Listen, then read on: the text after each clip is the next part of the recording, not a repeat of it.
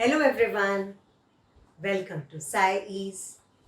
In this video, I'm going to take up frequently asked questions of the chapter Acids, Bases and Salts. सबसे पहला question, state difference between acids and bases.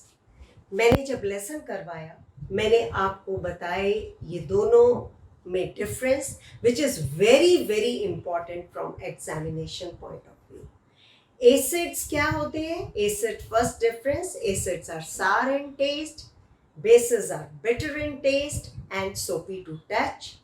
दूसरा, acids turn blue litmus to red and bases turn red litmus to blue. Okay, ये बहुत ही important question है। Name the source from which litmus is obtained. कौन सा source है जिससे litmus obtain होता है? मैंने बताया था lichens. Okay.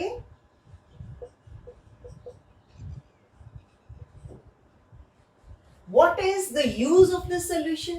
क्या करते हैं इस solution से? हम acid और base में उनकी nature जो है वो identify कर सकते हैं by using litmus. ठीक है, हमें ये पता चल सकता है कि ये वाला जो है, अगर तो blue litmus हमने लिया है और जिस solution में डाला है वो red हो जाता है तो हम बोलेंगे कि ये solution acid है। अगर हमने रेड लिया है और बेस सोल्यूशन में डालते हैं, बेसिक सोल्यूशन में, तो वो अगर ब्लू हो जाता है तो हम कहते हैं कि ये बेसिक सोल्यूशन है। सो नेचर अगर पता लगानी है किसी सब्सटेंस की तो हम क्या यूज करते हैं? लिटमस पेपर और litmus solution. Describe the process of neutralisation with the help of example. मैंने ये अभी आपको न्यूट्रलाइजेशन प्रोसेस बताया है पिछले से पिछली वीडियो में, जिसमें मैंने HCl ओके और NaOH। What is HCl? It is hydrochloric acid, this is sodium hydroxide, और हमारे पास बनता क्या है? सॉल्ट बनता है NaCl प्लस वाटर, और प्लस क्या होता है? Heat that is evolve during the reaction.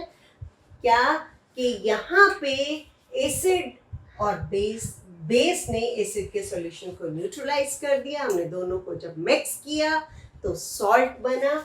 Salt कौन सा है? Sodium chloride. ओके, वाटर बना, और साथ में अगर हम टच करते हैं उस टेस्ट ट्यूब को तो हम क्या देखते हैं कि वो टेस्ट ट्यूब गर्म। ओके, तो ये एग्जाम्पल लेके, चाहे ये लो एग्जाम्पल या sulphuric acid and calcium hydroxide अगर लेना चाहते हो, कुछ भी जो भी आप एग्जाम्पल लेना चाहते हो, लाइम वाटर लेना चाहते हो, तो लेके उसका रिएक्शन देना है और उसको एक्सप्लेन करना है। Blue litmus paper is dipped in a solution, it remains blue. Blue एक मेरे पास सॉल्यूशन है जिसमें मैंने ब्लू लिटमस डाला तो वो ब्लू ही रहा। दिस मीन्स कि वो सॉल्यूशन की नेचर क्या है? अगर तो एसिडिक होती तो वो रेड हो जाता, लेकिन वो वैसे ही रहा। This means the solution is basic और न्यूट्रल। या तो न्यूट्रल होगा सॉल्यूशन या फिर वो बेसिक होगा। क्लियर? तो उसको आपने एक्सप्लेन करना है। ये क्वेश्चन बुक में है, वो आपने बहुत ही अच्छे से करना है। मैक्सिमम ये रीजनिंग क्वेश्चन आते हैं, इनमें से दो तो आएंगे ही आएंगे, इसलिए इनको बहुत ही अच्छे से करना है। Explain why an antacid tablet is taken when you suffer from acidity. Acidity हो रही है, मीन स्टमक ने हाइड्रोक्लोरिक एसिड ज्यादा बनाना शुरू कर दिया। ओके, स्टमक ने क्या किया? हाइड्रोक्लोरिक एसिड ज्यादा बनाना शुरू कर दिया और हमें यहाँ जलन हो रही है। उसको न्यूट्रलाइज करने के लिए हम कोई बेस लेंगे, डाइजिन लें, जेलुसोल लें। ओके, मीन्स कि हम मिल्क ऑफ मैग्नीशिया लें, कोई एंटासिड लें। ठीक है, बेस लिया, उसने एसिडिटी को न्यूट्रलाइज कर दिया और हम रिलीव्ड फील करेंगे। तो इसलिए हम एंटासिड टेबलेट खाते हैं जब एसिडिटी होती है। Again, very important question. Calamine solution is applied on the skin when ant bites. मैंने क्या बताया था कि जब एंट बाइट करती है तो वो हमारे अंदर इंजेक्ट कौन सा एसिड कर देती है, फॉर्मिक एसिड करती है।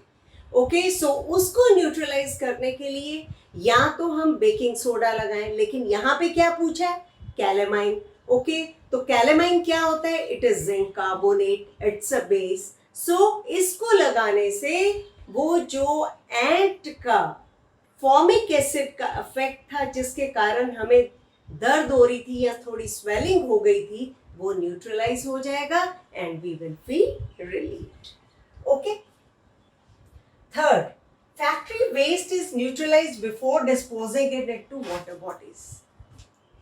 वाटर बॉडीज में कौन रहता है, वहां पे एक्वाटिक लाइफ है, फिश है या tadpoles, whatever it may be, जो पानी में एनिमल्स या प्लांट्स रहते हैं वो होते हैं वाटर बॉडीज में।